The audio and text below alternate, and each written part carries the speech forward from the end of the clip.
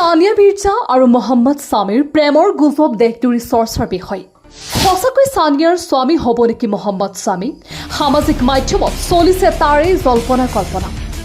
সানিয়া মিৰ্জা আৰু মহম্মদ সামিক সামৰি একাংশ মিমো শ্বেয়াৰ হৈছে। সেই জল্পনাৰ কথা শুনি এইবাৰ জ্বলি উঠিছে মহম্মদ সামি।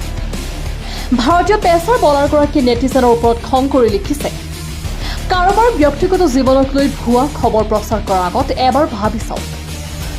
এক সাক্ষাৎকাৰত স্বামীয়ে কয়, এয়া আচৰিত কথা, সকলো জোৰ জবৰদস্তি কৰিছে, কি যে কৰা যাব। ফোন খুলিলে নিজৰ ছবি নিজেই দেখো। মই এটা কথাই কম, কাৰো সৈতে এনেকুৱা কৰা উচিত নহয়।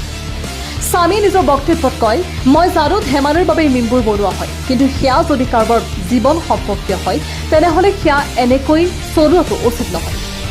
আপোনালোকে কেনেকৈ এই তথ্য পাইছে? আমিতো এনে কোনো কথা কটোৱেই কোৱা নাই। উল্লেখ্য যে চলিত বছৰৰ আৰম্ভণিতেই শোয়েব মালিকৰ সৈতে বিবাহ বিচ্ছেদ হৈছে সানিয়া মিৰ্জাৰ। তাৰ পাছতে পাক ক্ৰিকেটাৰ শোয়েবে তৃতীয়বাৰৰ বাবে বিবাহপাশত আবদ্ধ হৈছে।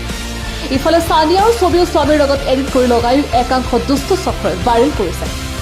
বিবাহ বিচ্ছেদিত দুই খেলুৱৈ একলগ হ'ব বুলি শ্বেয়াৰো কৰিছে। কিন্তু সানিয়াৰ পিতৃয়ে এই খবৰ মিছা বুলি পূৰ্বে প্ৰকাশ কৰিছে।